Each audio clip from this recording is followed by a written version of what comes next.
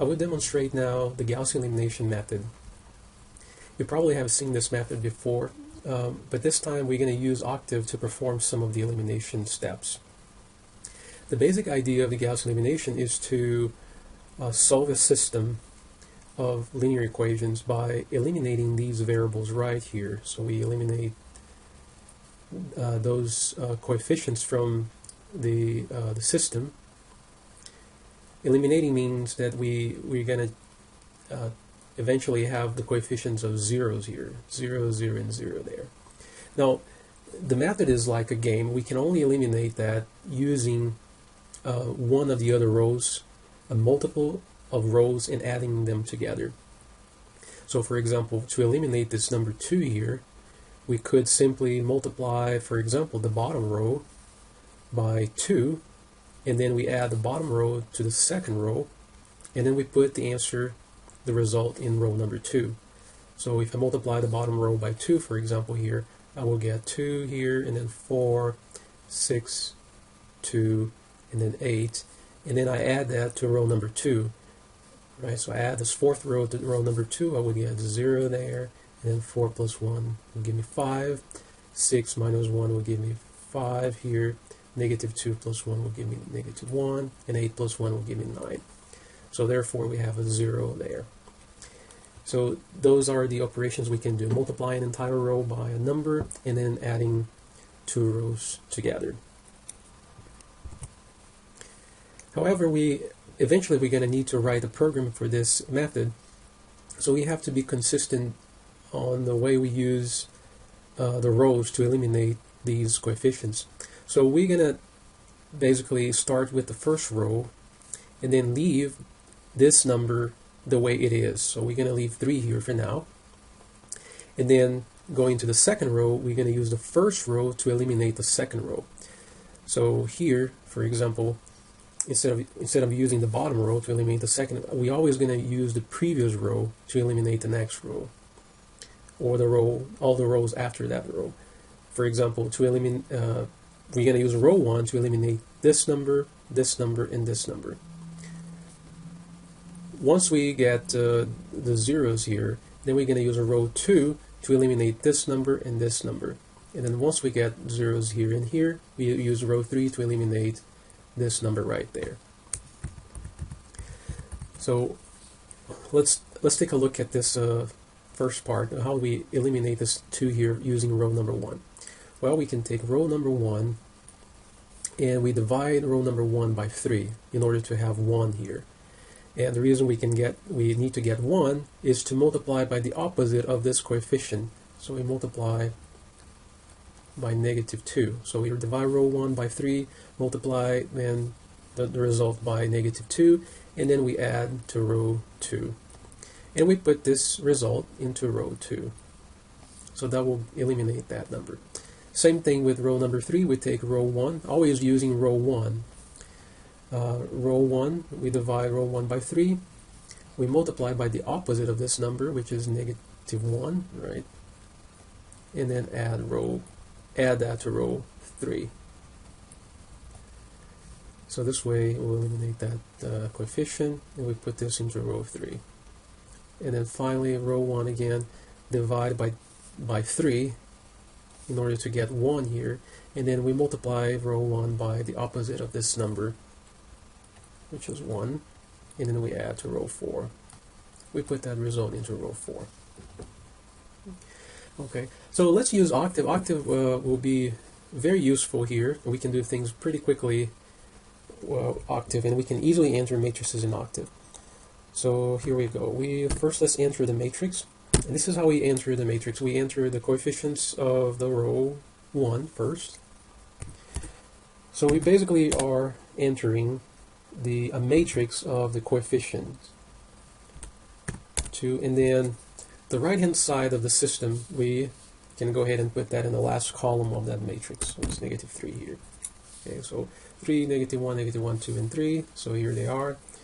To enter the next row, we simply put the semicolon, and then we enter the coefficients of the second row. We can put space. Octave will know that once you put a space, we're on the next entry. So 2 space 1 space negative 1 space 1 space 1. And then coefficients of row 3, 1, 1, 0, because here there's no x3 here.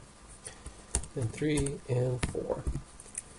Finally, the last row, negative 1, 2, 3, negative 1, and 4. And I close the square bracket, press enter. So that is the matrix for this system. So there's the matrix of coefficients, which is this the 4 rows and the 4 columns, and then we have an extra column for this matrix, which is the right hand side of the system. Okay, so how do we translate this operation here into octave instructions? Okay, so we're going to replace row 2. So whatever we do here with the row 1s and 2, so we divide row 1 by 3, multiply by negative 2, add to row 2, that answer will be put into row 2. So in octave we can simply reassign row number 2. Okay, so let me show you first how we refer to row 1.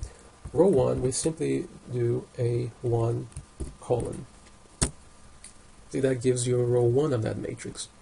In fact, we can access easily any piece of this matrix from one entry of the matrix to the an entire row, or maybe half of the matrix.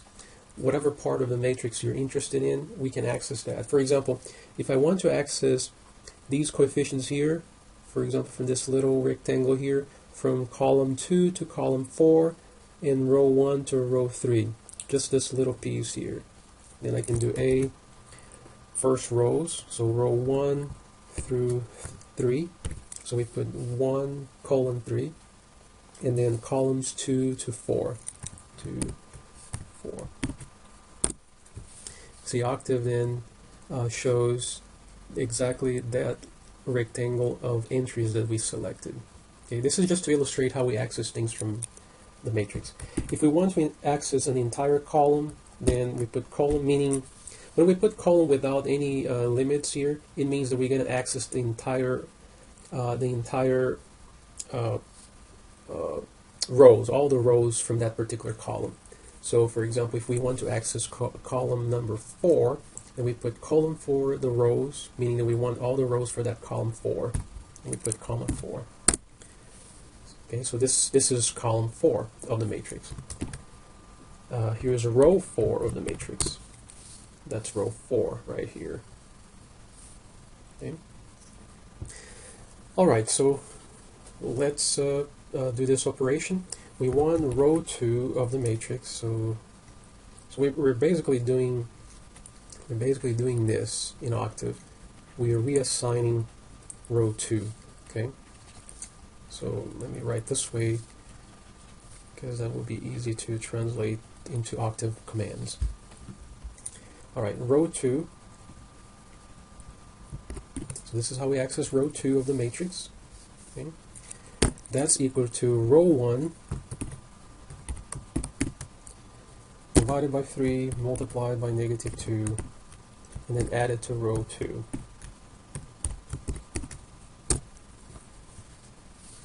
Alright, so that's the new matrix. So octave shows what happened to the matrix. Look at row number 2. The second row now here has the coefficient 0 at the very first entry. So to eliminate this coefficient here now, we take row 3. Okay, so we use row 1,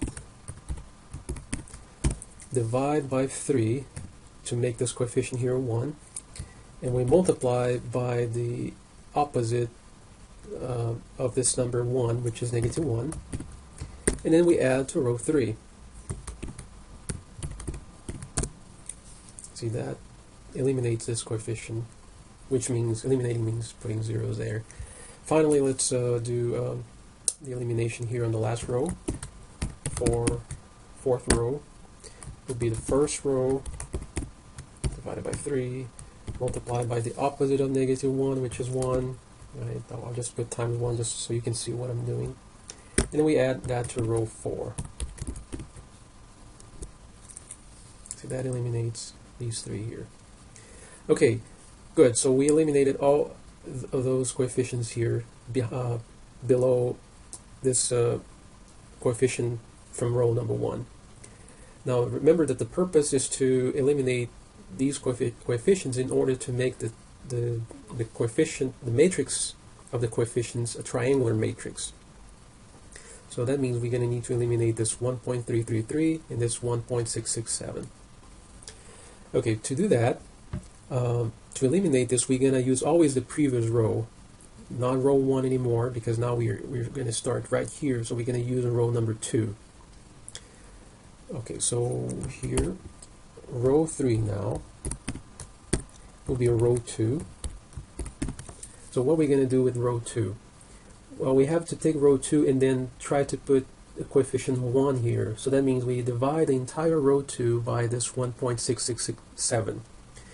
Now, I don't want to write 1.667 because I don't really know if Octave is rounding this to 66667, or maybe it's maybe it's repeating 6, digit 6.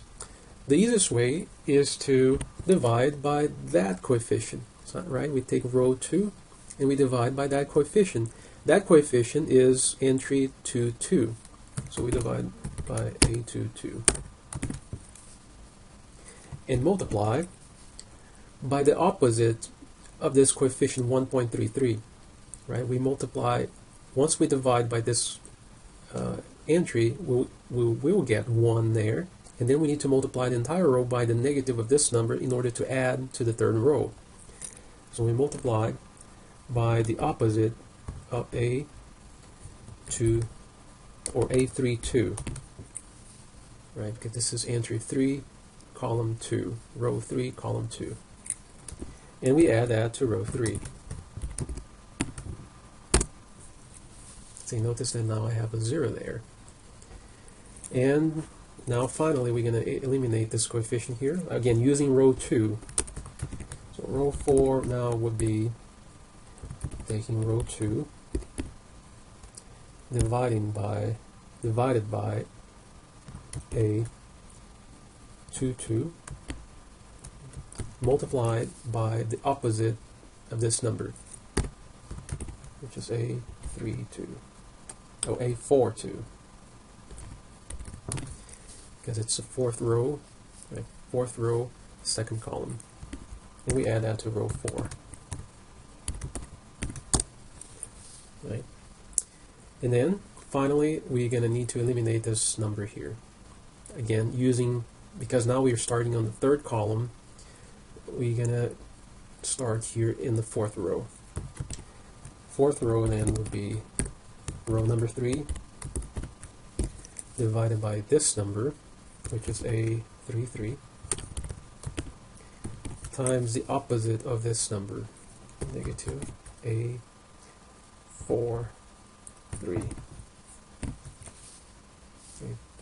Row 4, column 3. And we add that to row 4.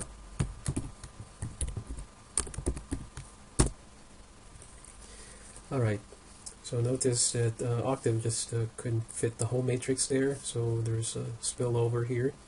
But that's part of this number here. So there's 4 rows. Notice that now the matrix of the coefficients is triangular, and that makes it easy to solve for the variables, right? Because what this means is that we have a system like this. We have 3x, x1, right, minus x2, minus x3, plus 2x4, equals to this number negative 3, and then we have 1.66 x2 minus 0.333 x3 minus 0.333 x4 equals to 3. That's the second row.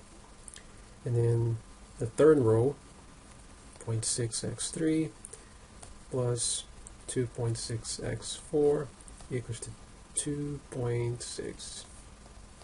That's row number 3, and finally row number 4, negative 13x4 equals to negative 13. Okay. And so this is the Gaussian elimination. So we are done with the Gaussian elimination. Now, notice that now it's easy to solve the system because we can now go backwards, do a backwards substitution. So we can solve for x4 here. So let me actually write that over here. Okay, so from here we got x4 is negative 13 over negative 13, which is 1. And then here we solve for x3 by simply moving this term over to the other side. So because now we know x4, we can easily find x3 by substituting this value over here. And then once we get x3 and x4, then we can solve for x2 here in this row. After finding x2, x3, and x4, we can solve for x1 from the first row. So this is called backward substitution. And this way we can solve the system.